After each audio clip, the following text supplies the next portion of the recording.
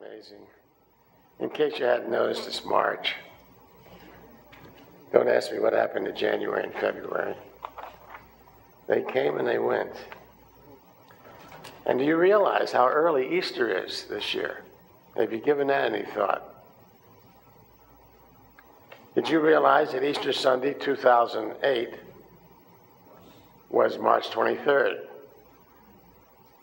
It's usually in April. I thought that was interesting. Did you know that Easter is always the first Sunday after the first full moon, after the spring equinox? And this dating of Easter is based on the lunar calendar that the Hebrew people used to identify Passover, which is why it moves around in our Roman calendar. Here are a couple of things in which you might be interested.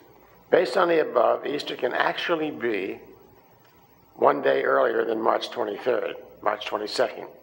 But that is pretty rare. In March in 2008 is the earliest Easter any of us will ever see the rest of our lives. And only the most elderly of our population have ever seen it this early before. And that would have been anybody born 95 years before 2008. And none of us have ever or will ever see it a day earlier. Here are the facts. The next time Easter will be earlier than March 23rd will be in the year 2228. And if you got your hats on, that's 220 years now. The last time it was this early, or will be that early, was 1913. So if you're born after 1913, you're the only, or before 1913, you are the only ones that were around for that one. The next time it will be a day earlier, March 22nd, will be in the year 2285. So happy Easter to you. Pay attention. You're not going to get another shot at it for a long time. Of course, you've got other lives to live. And I say that here we go again, doing our, what could we call it, our spiritual best to wrap our minds and our hearts around the transformational promise of this mystical Christian tradition we call Lent. Let's dedicate this morning to sharing some ideas about the tradition and the practices of Lent and see if we can't get a little further down this road of understanding how helpful understanding its promise can be to our spiritual awakening. Let's begin by giving our inquiry into the Lenten mystery what you might call the Joe Friday touch. Just the facts, man. How many of you remember Joe Friday with that? I loved it, never missed it. Just the facts, man. The word Lent comes from the Anglo-Saxon word for spring, which is derived from a verb that means to lengthen, stretch things out. Lent comes in the spring as the days become noticeably longer. This annual season of fasting and prayer and penitence has been observed by the Western Church since the 1st century after Christ, although it has not always been 40 days long. The first day of Lent is called Ash Wednesday. It's coming up. From the custom practice in the early church of sprinkling ashes on the heads of the penitents on the first day of Lent to acknowledge their repentance of sin. And you do understand it in unity, we think of sin as anything that comes out of activity based on spiritually uninformed thinking. Okay? Sin is spiritually uninformed thinking. And evil then is whatever results as or occurs as a result of engaging in spiritually uninformed thinking. If you want to get your head sprinkled with ashes, be here Wednesday night. It'll be a modest dose. Ash Wednesday comes 46 days before Easter. There are 6 Sundays in Lent, and they are not considered part of Lent. Did you know that? The Sundays are not considered part of Lent because in the early Western Church, Sunday was established as a feast day. Therefore, no abstaining from chocolate was tolerated. The 40 weekdays following Ash Wednesday constitute Lent. The 5th Sunday in Lent is known as Passion Sunday because it marks the beginning of the Passion Tide, the 2 weeks of Lent, the last 2 weeks of Lent. These 2 weeks specifically commemorate the Passion of Jesus. or his experience following the Last Supper. The last week of Lent is called Holy Week. It includes Palm Sunday, Maundy Thursday, and Good Friday. Palm Sunday, the Sunday before Easter, is traditionally celebrated pardon me, as the day his followers laid palm leaves in his way as he rode on a donkey into Jerusalem. Maundy Thursday, it's spelled M-A-U-N-D-Y, Maundy Thursday. The Thursday before Easter is a corruption of the Latin word mandate, which means of the commandments, and refers to the moment during the Last Supper. You'll remember this, when Jesus broke the bread and drank the wine, and then commanded the disciples to, remember what he commanded them to do? To do this in remembrance of me. Today, many Christian religions celebrate Maundy Thursday to commemorate his invitation to experience the grace of the communion. And we do that on Good Friday evening here at the church. On Good Friday, there will be a communion service. Good Friday, the day before Easter, probably known initially as God's Friday, commemorates the day that Jesus visited the cross. And Easter Day, of course, celebrates the resurrection. The word Easter comes from the Anglo-Saxon or Celtic word estre, E-A-S-T-R-E, the name of the goddess of spring, in whose honor a festival was celebrated each April. St. Patrick is typically given the credit for appropriating the Celtic celebration as a politically correct strategy for furthering his evangelical crusade to convert Ireland to the Catholic faith. Easter Day always comes on the first Sunday after the full moon that occurs on or after March 21st.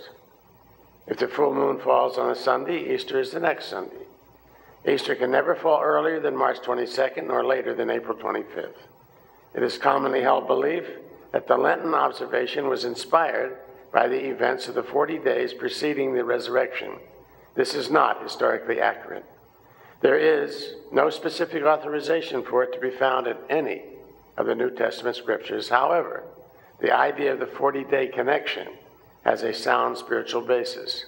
You remember that Moses and Elijah and Jesus all set a 40-day precedent for their ministries by praying and fasting for a period of time as a preparation for their spiritual work. Moses received his 10 Commandments on Mount Sinai at the conclusion of his fast. Elijah talked with God on Mount Horeb at the conclusion of his period of prayer and fasting. And you'll remember Jesus inaugurated his startling revelation of the Gospels after completing his 40 days in the wilderness, taming the demons of Satan's temptations. The ancient Hebrew writers had a love affair with numerology as a cryptic method of conveying ideas. The number 40 in their metaphysics was considered a four-square number, suggesting that a foundation for something to follow had been accomplished. It was meant to be understood as a sign that a completeness had been established. So throughout scriptures, you'll encounter the number 40 being used to indicate a completed preparation for a coming event. See it as a setup piece for the rest of the story. If we'll think of Lent as an invitation to come apart for a while from the routine of our worldly pursuit and dedicate some quality time to quieting our minds, opening our hearts to the eternal presence of the divine, we engage a sacred practice that will prepare us to receive the full blessing of Eastertide. The resurrection of our minds from the darkness of spiritually uninformed thinking into the radiant liberation of an eternal reality that sets us free. Lent, then, can be righteously understood as a liturgical practice dedicated to a refinement of mind and body through contemplation and fasting that enhances our capacity to intimately hear and see the precepts of a spiritually informed existence. Jesus once observed, "If you love me, you will keep my commandments." It would seem to follow then that if we are to celebrate Lent in the spirit of our wayshore, we will joyfully commit to the same disciplines of mindfulness and fasting and prayer that he revealed to his disciples and called the narrow path. Thus they will know we are his disciples by our dedication to the following of his narrow path, the spiritual discipline of fasting and contemplation and mindfulness that leads unerringly to the ultimate awakening. The sure and steady knowing of our true identity rests eternally in the sweet embrace of the universal force we know as God, Father, Mother, God.